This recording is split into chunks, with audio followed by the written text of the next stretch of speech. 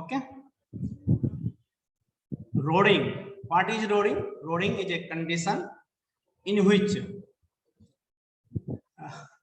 airflow greatly reduced during inspiration due to problem in outward movement of arytenoid cartilage. Okay. What is roaring? Roaring is condition in which airflow reduced during inspiration due to problem in laryngeal lumen or problem in outward movement of arytenoid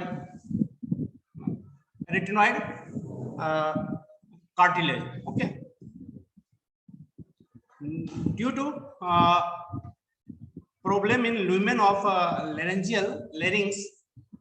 or problem in outward movement of arytenoid cartilage, animal roar or whistling during inspiration.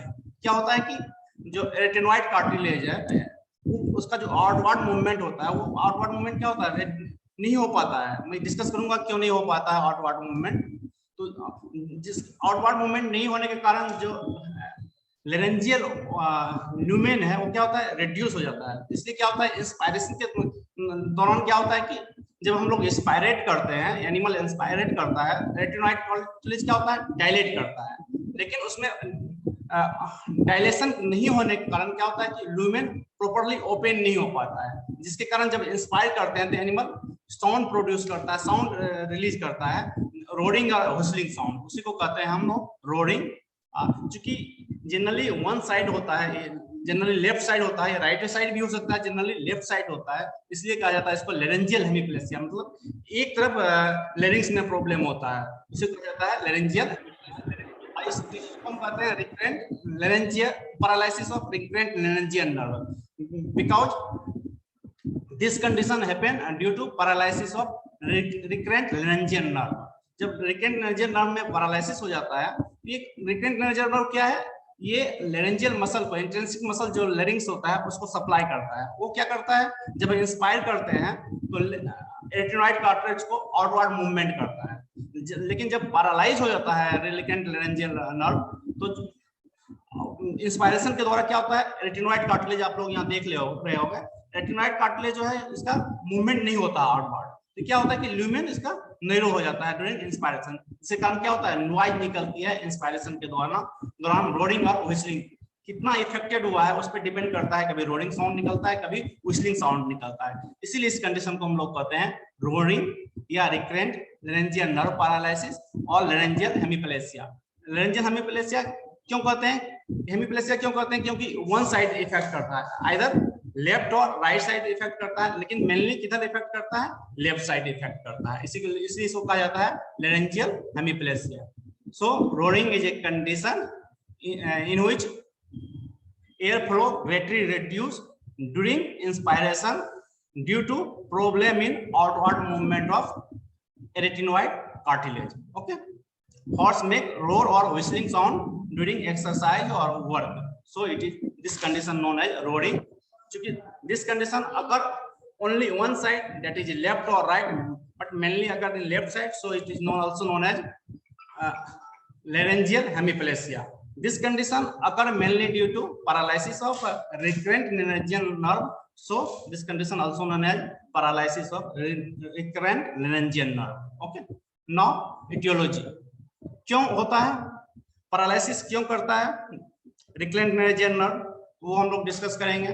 Condition बता दिए, roading क्या है, roading in condition in which air flow greatly reduced due to problem in arytenoid cartilage, so animal make roar or whistling sound during inspiration. Okay, now etiology. What is etiology? Why recurrent laryngeal nerve paralyzed? Etiology include equine influenza.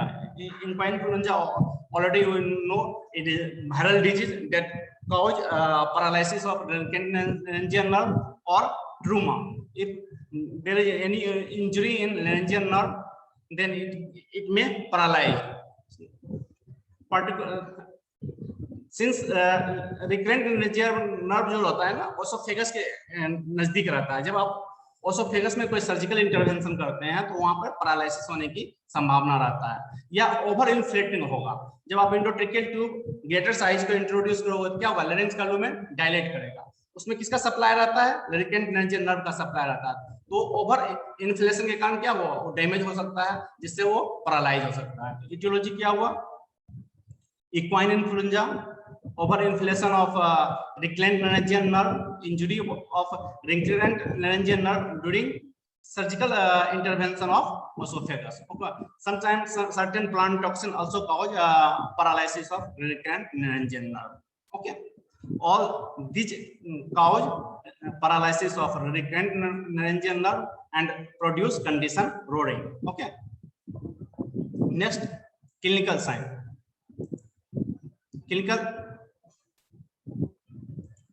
Clinical sign already discussed: roar or whistling, noise during inspiration, particularly during exercise or work, low and decreased tolerance of exercise, difficult breathing during or after exercise. All these conditions occur due to narrowing of laryngeal lumen. Okay. Now treatment. Treatment includes laryngeotomy and removal of mucous membrane lining of affected side. Laryngeotomy क्या करते हैं, हम larynx पे एक incision देते हैं और उसके म्यूकस मेम्ब्रेन को यहाँ से क्या करते हैं, एक ये आपका एरेटिनोइड कार्टिलेज है, इसमें क्या करते हैं, यहाँ पे हम इंसिजन देते हैं, यहाँ पे इंसिजन देते हैं, यहाँ के म्यूकस मेम्ब्रेन को हम क्या करते हैं, रिमूव कर देते हैं। यहाँ पे आपका वोकल कॉर्ड है, जब हम म्यूकस मेम्ब्रेन को रिमूव करते हैं तो वहां क्या होता है, ग्रेनुलेशन टिश्यू का फॉर्मेशन होता है। जब ग्रेनुलेशन टिश्यू का फॉर्मेशन होता है तो क्या करता है, ग्रेनुलेशन टिश्यू रेटिनोइड कार्टिलेज को वोकल कॉर्ड को एडहेयर कर देता है। तो वोकल कॉर्ड के मूवमेंट के कारण ही आवाज निकलती है, रोरिंग और व्हिस्लिंग साउंड। जब दोनों एडहेयर हो जाता है तो वो साउंड नहीं निकलता है। तो एक लाइन ऑफ ट्रीटमेंट है laryngotomy and removal of mucous membrane lining of affected side. क्या करते हैं, जो रेटिनोइड कार्टिलेज आता है, लेरिंग्स रहता है, उसको हम क्या करते हैं, इंसिजन देते हैं और उसके म्यूकस मेम्ब्रेन को रिमूव कर देते हैं। जब म्यूकस मेम्ब्रेन को, चूंकि वो वोकल कॉर्ड के नजदीक है, जब वहां पर ग्रेनुलेशन टिश्यू बनता है तो ग्रेनुलेशन टिश्यू क्या होता है, लार्जर एरिया में बनता है, वो वोकल कॉर्ड को एडहेयर कर देता है रेटिनोइड कार्टिलेज से। इससे क्या होता है, जब दोनों एडहेयर हो जाता है उसका वाइब्रेशन नहीं हो पाता है और ये व्हिस्लिंग और रोरिंग साउंड रिलीज नहीं हो पाता है। दूसरा है एरेटिनोइडेक्टोमी। क्या करते हैं, कुछ पोर्शन रेटिनोइड कार्टिलेज का हम रिमूव कर देते हैं, जिससे क्या होता है, लेरिंक्स हमेशा ओपन रहता है, जिससे क्या होता है, उसका जो ल्यूमेन का डायमीटर है वो इंस्पायरेशन के द्वारा मेंटेन रहता है। नेक्स्ट है वेंट्रिकुलोकॉर्डेक्टोमी। ये जस्ट यहाँ पे वोकल कॉर्ड होते हैं, इसकी जस्ट लेटरल साइड क्या होता है, वेंट्रिकल होता है। वो क्या करते हैं, दोनों के कुछ पोर्शन को हम रिमूव कर देते हैं, जिससे क्या होता है कि ल्यूमेन हमेशा, लेरिंजियल ल्यूमेन हमेशा ओपन रहता है, डायलेटेड रहता है, जिससे इंस्पायरेशन के दौरान प्रॉब्लम नहीं होता है। ये सब लाइन ऑफ ट्रीटमेंट है लैरिंजियोटोमी। लैरिंजियोटोमी में क्या होता है, लेरिंग्स में इंसिजन देते हैं और वहां का जो म्यूकस मेम्ब्रेन होता है उसको रिमूव कर देते हैं, जिससे ग्रेनुलेशन टिश्यू बनता है। ग्रेनुलेशन टिश्यू क्या करता है, एडहेयर करता है रेटिनोइड कार्टिलेज को और वोकल कॉर्ड को, जिससे वोकल कॉर्ड का क्या होता है, मूवमेंट नहीं हो पाता, जिससे वो साउंड प्रोड्यूस नहीं कर पाता है। मैंने नेक्स्ट किया एरिट्रोएनेक्टोमी। रेटिनोइड कार्टिलेज को क्या करते हैं, कुछ पोर्शन को रिमूव कर देते हैं, जिससे परमानेंटली क्या रहता है, लेरिंक्स ओपन रहता है, इसका डायमीटर जो है ल्यूमेन है मेंटेन रहता है। तीसरा मैंने बताया वेंट्रिकुलोकॉर्डेक्टोमी। जो वोकल कॉर्ड है, जस्ट उसके लेटरल साइड में जो वेंट्रिकल रहता है, यहाँ पे आपका वोकल कॉर्ड रहता है, यहाँ पे वेंट्रिकल रहता है। इसको क्या करते हैं, कुछ पोर्शन को हम रिमूव कर देते हैं, जिससे क्या होता है कि ल्यूमेन हमेशा मेंटेन रहता है, लेरिंजियल ल्यूमेन का डायमीटर हमेशा मेंटेन रहता है, ये हमेशा ओपन रहता है। ऐसे क्या होता है कि जनरली जब हम इंस्पायर करते हैं तो ये डायलेट करता है और जब एक्सपायरेशन करते हैं तो ये क्लोज होता है। ठीक है, ये सब लाइन ऑफ ट्रीटमेंट है। कुछ रिसेंट लाइन ऑफ ट्रीटमेंट है, मोस्ट कॉमन प्रोस्थेटिक लेरेंजियोप्लास्टी। लेरेंजियोप्लास्टी में क्या करते हैं हम लोग, ये जो आपका एरिटिनोइड कार्टिलेज है, इसके लेटरल साइड में यहाँ कोरिकोइड कार्टिलेज होता है। मैंने आप लोगों को डिस्कस किया था ट्रेकिया में, कोरिकोइड कार्टिलेज होता है। क्या करते हैं, हम दोनों को सूचर कर देते हैं, तो क्या होगा यहाँ पे, हेलो, एरिटिनोइड जो कार्टिलेज है, ये यहाँ पे जो क्रिकोइड कार्टिलेज है, दोनों को हम क्या करते हैं, सूचर कर देते हैं। तो क्या करते हैं, इसको इधर एक्सटेंड करके इसको इधर पुल करके रखता है, जिससे क्या होता है कि लेरेंजियल ल्यूमेन हमेशा ओपन रहता है। इसमें प्रॉब्लम क्या है कि आप जब सूचर करते हो रेटिनॉइड कार्टिलेज और क्रिकॉइड कार्टिलेज जब सॉफ्ट होता है तो सुचर क्या होता है वहां से रिमूव करने के चांसेस रहते हैं, उन डीएसएस के चांसेस रहते हैं, तो फिर से कंडीशन रिकरेंस करता है। इसके लिए एक नया इस मेथड को हम लोग कहते हैं टाई बैक, क्योंकि लैरिंजियोप्लास्टी को हम टाई बैक क्यों कर रहे हैं क्योंकि इसको मतलब कि पुल करके क्या कर रहे हैं, पीछे हम क्रिकॉइड कार्टिलेज से सुचर कर दे रहे हैं, इससे क्या होगा पुल हो जाएगा, इसलिए इस कंडीशन को हम लोग कहते हैं टाई बैक कंडीशन। उसमें क्या करते हैं, ये बेस्ट मेथड है क्योंकि इसमें हम कहीं सर्जिकल इंटरवेंशन नहीं कर रहे हैं, किसी पार्ट को रिमूव नहीं कर रहे हैं, इसलिए कॉम्प्लिकेशन के चांसेस कम रहते हैं। लेकिन इसका एक प्रॉब्लम क्या है, ड्रॉबैक क्या है कि रेटिनॉइड कार्टिलेज और क्रिकॉइड कार्टिलेज क्या है, दोनों सॉफ्ट हैं, वो सुचर होल्डिंग कैपेसिटी जो होता है ना इनका बहुत कम होता है, जिससे क्या होता है रिकरेंस के चांसेस रहते हैं। इसी रिकरेंस को कम करने के लिए हम एक नया टेक्निक आया है जिसको हम लोग कहते हैं टॉगल टेक्निक। टॉगल टेक्निक हम नेक्स्ट सेमेस्टर में डिटेल डिस्कस करेंगे, यहाँ मैं थोड़ा डिस्कस कर देता हूँ। टॉगल टेक्निक में क्या करते हैं कि रेटिनॉइड कार्टिलेज को और क्रिकॉइड कार्टिलेज को सुचर करते हैं, लेकिन एक प्रोस्थेटिक बटन लेते हैं, प्रोस्थेटिक बटन क्या करते हैं मसल्स में यहाँ लगा देते हैं, उस पर सुचर करते हैं, जिससे होल्डिंग कैपेसिटी उसका क्या होता है इंक्रीज कर देता है, तो रिकरेंस के चांसेस कम हो जाते हैं। ये सारे लाइन ऑफ ट्रीटमेंट है आपका रोडिंग का और व्हिस्लिंग का और लैरेंजियल हेमिप्लेसिया का और रिकरेंट लैरेंजियल नर्व पैरालिसिस का। ओके, एक बार फिर मैं बोल दे रहा हूं क्या है roaring laryngeal hemiplegia. Roaring is condition in which air flow greatly reduced due to problem in laryngeal lumen or outward movement of retinoid cartilage. So animal exhibit a noise during inspiration, that is roaring or whistling. So this condition also known as roaring. Since this condition occur only one side, so also known as laryngeal hemiplasia. This condition occur due to paralysis of recurrent laryngeal nerve. So this condition also known as paralysis of recurrent laryngeal nerve. Okay. Clinical sign already discussed: roaring or whistling noise during exercise, low or decreased tolerance of exercise, difficult breathing during or after exercise. Treatment protocol include laryngiotomy, in which we remove mucous membrane lining of affected side of retinoid cartilage. So there is a formation of granulation tissue. Formation of granulation tissue cause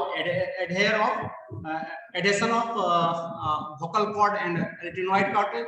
So during inspiration, movement of vocal cord prevented. So horse does not produce whistling or roaring noise. And next line of treatment is retinidectomy. Retinoid cartilage को क्या करते हैं हम लोग, कुछ part को remove कर लेते हैं, जिससे क्या होता है लैरेंजियल लुमेन हमेशा ओपन रहता है। तीसरा ट्रीटमेंट प्रोटोकॉल है वेंट्रिकुलोकॉर्डेक्टोमी। इसमें क्या करते हैं वोकल कॉर्ड को और वोकल कॉर्ड के लेटरल जो वेंट्रिकल रहता है, यहाँ पे वोकल कॉर्ड रहती है, इसके लेटरल साइड में क्या रहता है वेंट्रिकल रहता है, उस पोर्शन को हम क्या करते हैं रिमूव कर देते हैं, जिससे क्या होता है लेरेंस हमेशा ओपन रहता है। ठीक है, इसका लुमेन क्या होता है, जो लुमेन का डायमीटर है वो इंक्रीज कर जाता है। और नेक्स्ट मैंने डिस्कस किया लैरिंजियोप्लास्टी। लैरिंजियोप्लास्टी में हम लोग यूज करते हैं सबसे लेस इन्वेंसिव मेथड है। इसमें हम केवल क्रिकॉइड कार्टिलेज रेटिनॉइड कार्टिलेज को क्रिकॉइड कार्टिलेज से सुचर कर देते हैं। मैंने इसका एक ड्रॉबैक बताया कि चूंकि सॉफ्ट होते हैं रेटिनॉइड कार्टिलेज भी क्रिकॉइड कार्टिलेज भी, तो रिकरेंस के सुचर डेसेंस के चांसेस रहते हैं, जो कंडीशन रिकरेंस के चांसेस रहते हैं।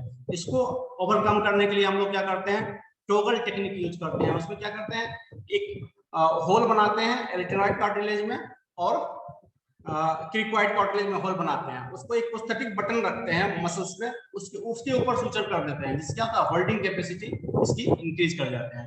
पर्टिकुलरली जब हम ऑर्थोपेडिक सर्जरी करते हैं, ज्वाइंट का सर्जरी करते हैं, वहाँ टॉगल टेक्निक हम लोग यूज करते हैं। तो आप लोगों को प्रैक्टिकल में भी एक कंडीशन दिखाया जाएगा और डिटेल डिस्कस करेंगे टॉगल टेक्निक क्या है। तो ठीक है, किसी को दिक्कत है रोडिंग लैरेंजियल हेमिप्लेसिया में तो आप डिस्कस कर सकते हो। ये लगभग मेरा कंप्लीट हो। हाँ बताओ सर इसमें ना रिकरेंट लेरेंजियल नर्व का पैरालिसिस हो रहा है और जितना भी लाइन ऑफ ट्रीटमेंट है सब इस नर्व के फंक्शन को बाईपास करके किया जा रहा है। तो रिकरेंट नर्व को ही ठीक नहीं किया जा सकता है। नर्व इंजरी क्या ठीक होते हैं? एक बार नर्व इंजर कर जाते हैं कंप्लीटली तो वो ठीक तो होते नहीं है ना।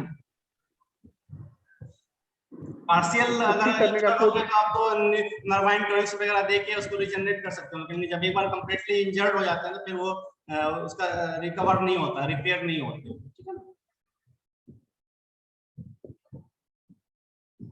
ठीक है यस सर। तो आप कंडीशन समझ गए रोडिंग क्या है? Yes sir. हाँ जी, अमृता सिन्हा ऑनलाइन हो?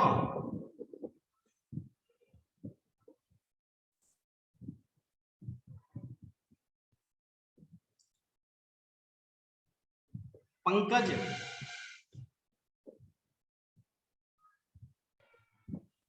Yes sir. रोडिंग को लेरेंजियल हेमिप्लेसिया क्यों कहते हैं? सर क्योंकि वो एक ही साइड होता है सर। किस साइड होता है? Sir mainly sir left side में रहता है सर, इसीलिए उसको एक तरफ बोलते हैं laryngeal hemiplegia. Okay, very good.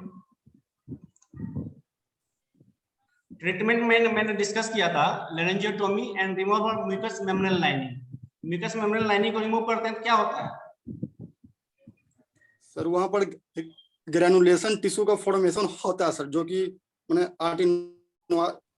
आर्टिनोइड और वेंट्रिकल को सर मैंने होल्ड करके रखता है सर, जिससे कोई विशिष्ट एडहेयर कर देता है, जिससे क्या होता है वोकल कॉर्ड का मूवमेंट नहीं होता, जिससे वो साउंड प्रोड्यूस नहीं करता है, व्हिस्टलिंग और रोडिंग साउंड प्रोड्यूस नहीं करता है।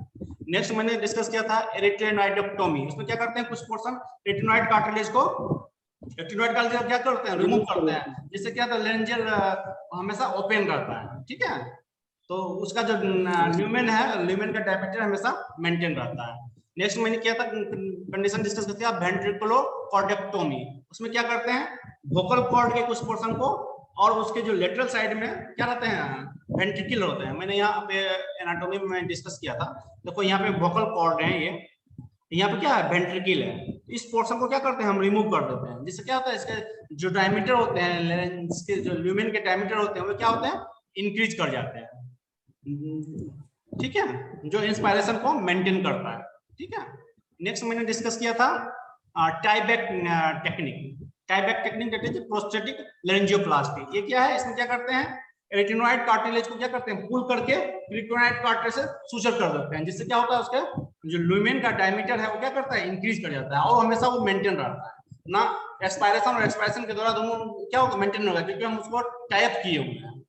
ठीक है, तो मैंने डिस्कस किया था कि इसमें क्या होता है कि दोनों सॉफ्ट हैं, रेटिनोइड कार्टिलेज और क्रिकोइड कार्टिलेज सॉफ्ट हैं। तो क्या होता है, सुचर डिहेशंस के चांसेस रहते हैं। उसको ओवरकम करने के लिए क्या करते हैं, टोगल टेक्निक यूज करते हैं। टोगल टेक्निक में क्या करते हैं, एक होल बनाते हैं रेटिनोइड कार्टिलेज में और क्रिकोइड कार्टिलेज में। उसको क्या करते हैं, एक प्रोस्थेटिक बटन लेते हैं, जो हम लोग का बटन होता है शर्ट में लगाने वाला, उसी तरह का प्रोस्थेटिक बटन होता है, उसके ऊपर सुचर कर देते हैं, जिससे क्या होता है, इसके होल्डिंग कैपेसिटी क्या होता है, इंक्रीज कर जाता है। रिक्लेंस के चांसेस क्या होता है, डिक्रीज कर जाता है। ये है आपका रोडिंग। ठीक है, और किसी को कुछ डिस्कस करना है, कुछ पूछना है? सर वो दोनों मसल्स में होल बनाते हैं क्या सर, रेटिनोइड कार्टिलेज में और क्रिकोइड कार्टिलेज में? लेरिंग्स का जो कार्टिलेज है ना, रेटिनोइड कार्टिलेज और क्रिकोइड कार्टिलेज, तो उसमें क्या करते हैं, दोनों में होल बना के उसको क्या करते हैं, उसे एक बटन के ऊपर रख के लाइगेट करते हैं, जिससे क्या करते हैं, होल्डिंग कैपेसिटी इंक्रीज कर जाता है। ठीक है ना। अब जहां पे अगर क्रिकोइड कार्टिलेज पे क्या कर लाइगेट करोगे तो वहां क्या होता है, उसमें सॉफ्ट है तो धीरे धीरे वहां से डिहेशंस के चांसेस आते हैं। जो बटन उसके ऊपर रहता है, जिससे क्या होता है, उसको एक पोजीशन में रखे रहता है। ठीक है, डिटेल डिस्कस करेंगे टॉगल टेक्निक के बारे में जब हम लोग नेक्स्ट सेमेस्टर में डिस्कस करेंगे। ऑर्थोपेडिक सर्जरी में जनरली हम लोग यूज करते हैं टॉगल टेक्निक, जब हिप डिसलोकेशन के केसेस में यूज करते हैं। हमको उसमें क्या करते हैं, हिप को डिसलोकेट कर जाता है, फिर जॉइंट पे लाके क्या करते हैं, उसको टॉगल टेक्निक से फिक्स कर देते हैं। ठीक है, तो डिटेल हम लोग डिस्कस करेंगे। मोटामोटी समझ गए टाइबैक टेक्निक क्या है, टॉगल टेक्निक क्या है।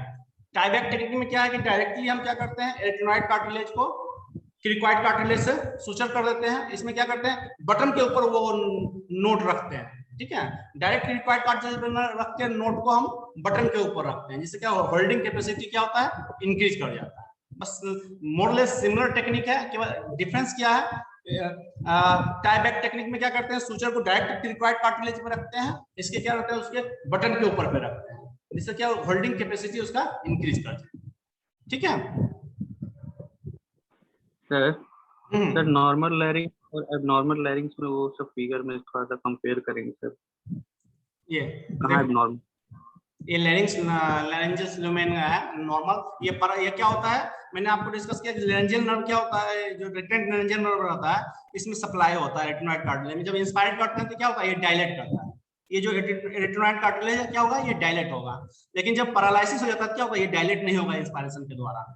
क्या होता है, लुमेन क्या होगा, डिक्रीज कर जाएगा। जब एनिमल एक्सरसाइज करता है, रनिंग करता है, तो उसमें क्या होता है, इंस्पायरेशन क्या करता है, इंक्रीज कर जाता है, ज्यादा एयर को क्या करता है, सक करता है, ज्यादा इंस्पायरेट करता है। तो उसमें अगर लुमेन डायलेट नहीं होगा, लुमेन डिक्रीज कर जाएगा साइज, जितना नॉर्मली ओपन होना चाहिए, तो उससे क्या होता है, एयर प्रेशर के साथ जाएगा, जिससे क्या होता है, आवाज निकलती है, रोरिंग और व्हिस्टलिंग साउंड निकलता है। उसी कंडीशन को रोरिंग या व्हिस्टलिंग कहते हैं। इस कंडीशन को व्हिस्टलिंग भी करते हैं, डिपेंड अपॉन नॉइज का टाइप, किस तरह का नॉइज निकल रहा है, रोरिंग टाइप का निकल रहा है या व्हिस्टलिंग टाइप का निकल रहा है। ये देख रहे हो, रेटिनोइड कार्टिलेज है। जब हम इंस्पायरेट करते हैं तो क्या होता है, ये डायलेट करता है, ये आउटवर्ड मूवमेंट करता है इसका। जब आउटवर्ड मूवमेंट होता है इसका, तो क्या होता है, डायमीटर क्या होता है लुमेन का, डायलेट कर जाता है।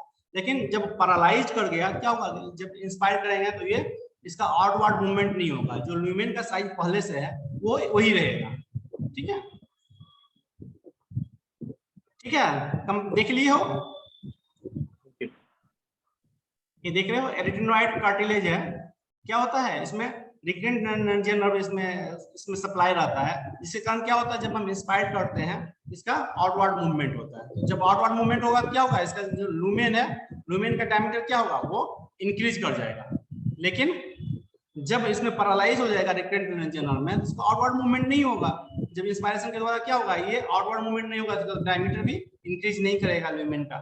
सो प्रॉब्लम करेगा इंस्पायरेशन के समय में।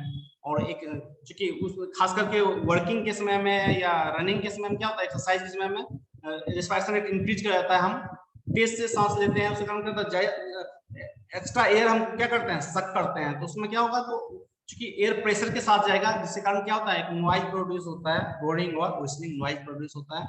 उसी को रोड क्या है, जो सांस लेने में खराटे की तरह आवाज जो होती है वही है, उसी को कहते हैं हम रोरिंग या laryngeal hemiplegia, recurrent laryngeal nerve paralysis.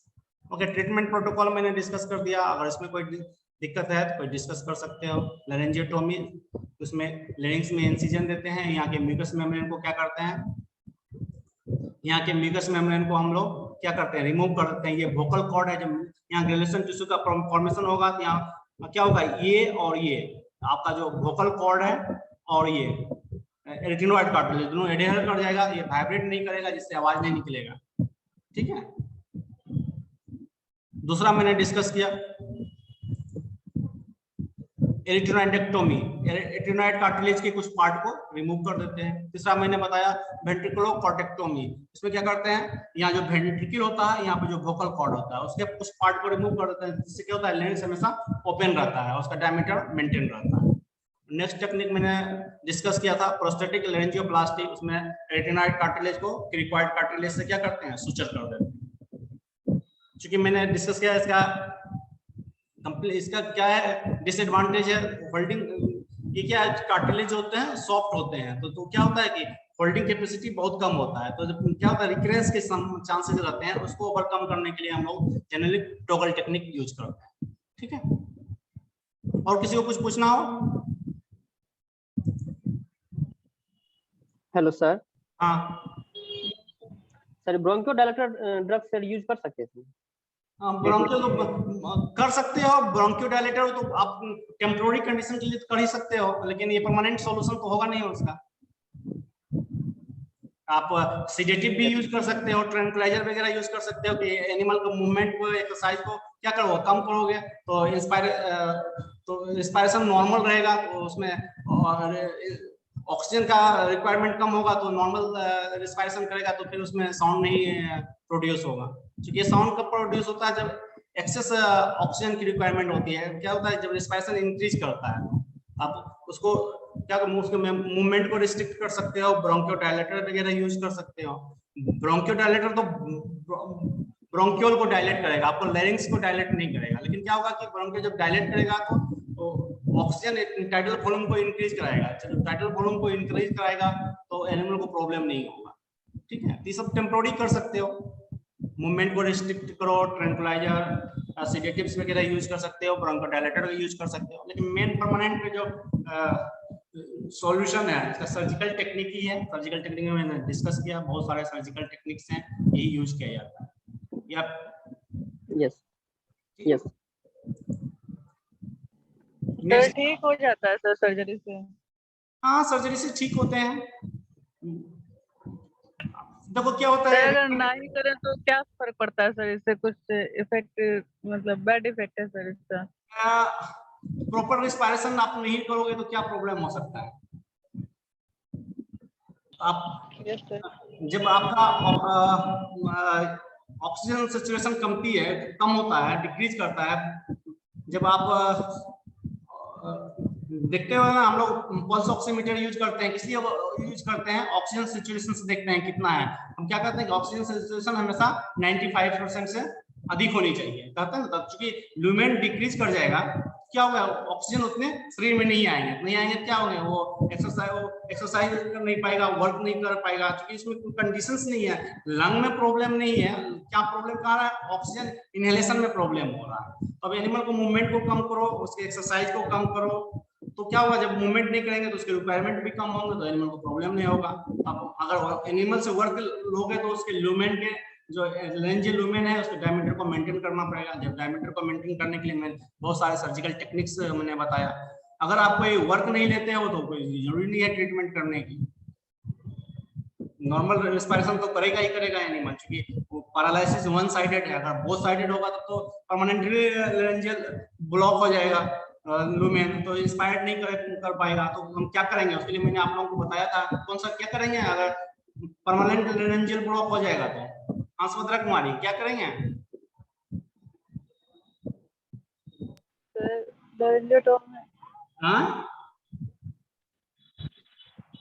Next पिछले क्लास में डिस्कस किया था ना आपने कि ट्रेकियोस्टोमी परमानेंट टेम्पररी करते हैं। ठीक है सर, लास्ट क्लास नहीं कर पाते हैं। चलो next, traumatic injury of pharynx and लैरिंग्स। Already मैंने डिस्कस किया था आपको traumatic injury of trachea. So similar condition is traumatic injury of pharynx and लैरिंग्स। Clinical science also similar like a traumatic injury of a trachea. A clinical sign include bleeding, acute pain, extended head, drooling of saliva, dysphagia, reflux of food through nostril, similar to tracheal injury. Okay.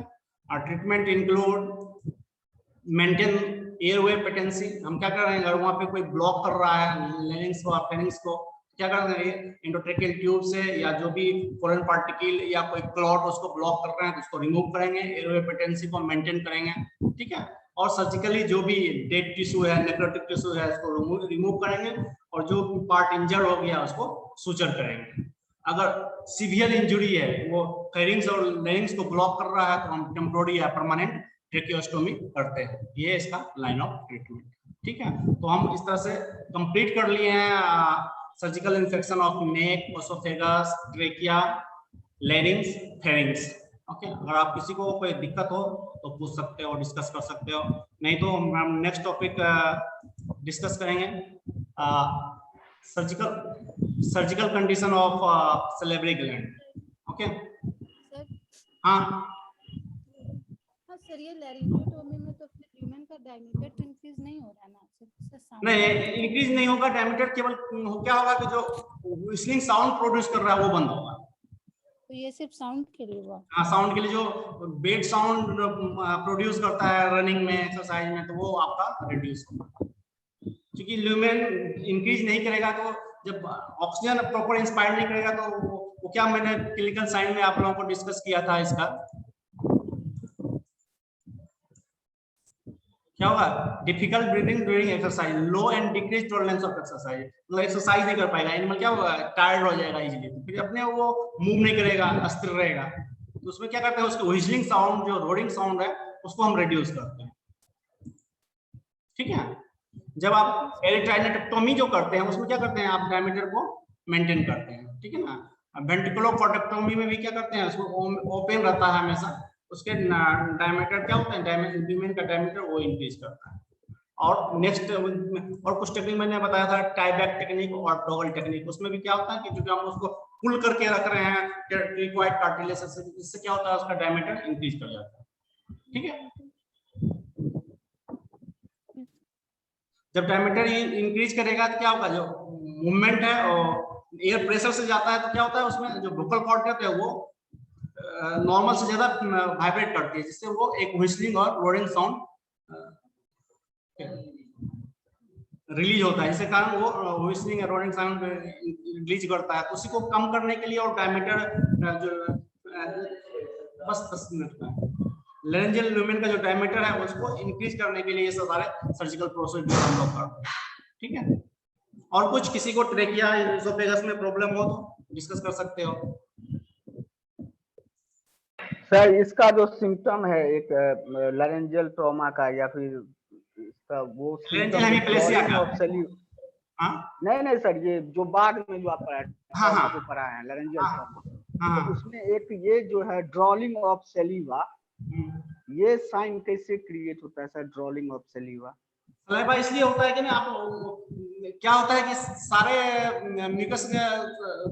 Mucus membrane रहता है ना, जितने भी आपके oesophagus है, trachea है, सब mucus में रहते हैं, उसमें बहुत सारे ग्लैंड रहते हैं। तो क्या होता है, आप जब इंटेक्ट रहता है तो उसमें म्यूकस मेम्ब्रेन सीक्रेट होते हैं, जो कहाँ जाते हैं आपके, वो उसको प्रोटेक्ट करता है। आप मानो ओसोफेगस में कोई म्यूकस मेम्ब्रेन है, ग्लैंड है, मैंने आप डिस्कस किया था जब आप एनाटॉमी, सर्जिकल एनाटॉमी डिस्कस किया था ट्रेकिया और एसोफेगस का, उसमें जो म्यूकस मेम्ब्रेन होता है उसमें बहुत सारे ग्लैंड होते हैं, सेरेब्रल ग्लैंड होते हैं, गॉबलेट ग्लैंड होते हैं, वो सीक्रेट करता है। जब वो इंजर्ड करेगा तो वो क्या होगा, वो बाहर आ जाएगा, अंदर नहीं जाएगा। जो अंदर जा रही है सलाइवा, उसको मेंटेन कर रहा है मॉइस्चर को, ह्यूमिडिटी को मेंटेन करता है, वो क्या सलाइवा क्या होगा आपका बाहर आएगा, तो वो आपको दिखेगा, ड्रॉलिंग करेगा सलाइवा।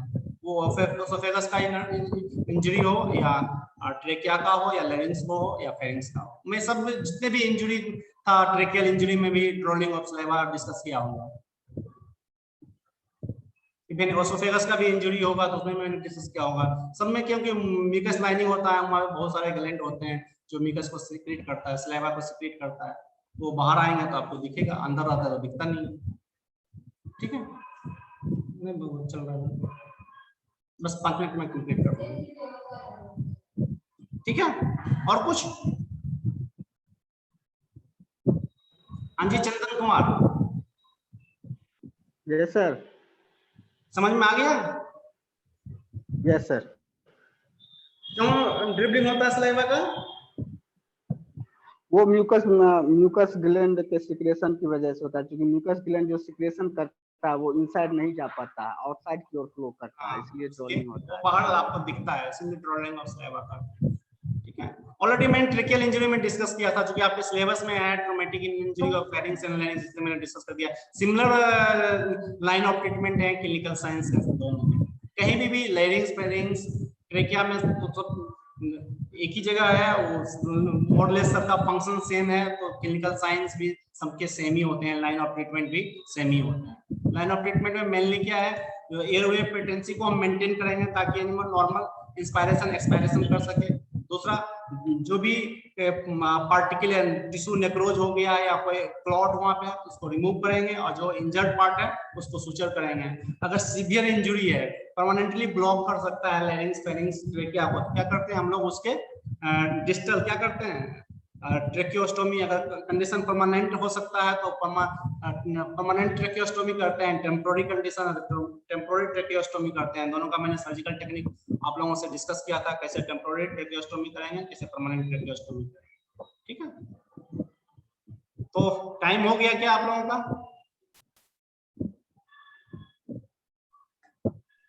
नेक्स्ट, हाँ बताओ। यस सर, नहीं सर कुछ नेक्स्ट डिस्कस करें सर सर्जिकल। लेरिंजियोटोमी जो करेंगे वो सीवियर कंडीशन में करेंगे ना, हाँ, जब या शुरू में ही करेंगे? क्या कहें सर सीवियर कंडीशन में ही ये सर्जरी करेंगे ना, कि शुरुआत में लक्षण दिखाई दिया तभी करेंगे? नहीं, जो आपका रोडिंग का सर्जिकल कंडीशन जो मैंने सर्जिकल ट्रीटमेंट बताया उसके बारे में डिस्कस कर रहे हो क्या? आप पूछ रहे हो क्या आप कि ट्रेकियोस्टोमी या ट्रेकियोस्टोमी या लेरिंजियोटोमी की बात कर रहे हो ना? जब आपका क्लिनिकल साइन एनिमल शो करेगा तब आप करोगे ना। एनिमल जब क्लिनिकल साइन शो करेगा तो आप सारे लाइन, अब किस तरह के वर्किंग हॉर्स हैं तो आपको डायमीटर को ऐसा सर्जिकल प्रोसीड्योर फॉलो करना पड़ेगा जो डायमीटर को क्या करे, इंक्रीज करे। अगर वर्किंग हॉर्स नहीं है, आप ऐसे रखे हुए हो, तो क्या कर सकते हैं, आप केवल जो वॉइस वो रिलीज कर रहा है, एक्सहिबिट कर रहा है, तो उसको कम करने के लिए आप कुछ एनिमल के मूवमेंट को रिस्ट्रिक्ट करो, सेडेटिव दो, ट्रैंक्विलाइजर दो, या जो म्यूकस मेम्ब्रेन के नाइलिंग है उसको क्या करते हैं हम रिमूव करते हैं, जिससे वहां ग्रेन्युलेशन टिश्यू का फॉर्मेशन होता है, वो जिससे क्या होता है एडेशंस होते हैं वोकल कॉर्ड का और एरिथेनॉइड कार्टिलेज का, जिससे वोकल कॉर्ड का मूवमेंट नहीं होगा, जिससे वो जो व्हिस्लिंग या रोडिंग साउंड है वो प्रोड्यूस नहीं होगा। ठीक है, डिपेंड करता है किस तरह के आपके एनिमल हैं, किस पर्पज से रखे हुए हो। सर कैटल में भी पॉसिबल है ना?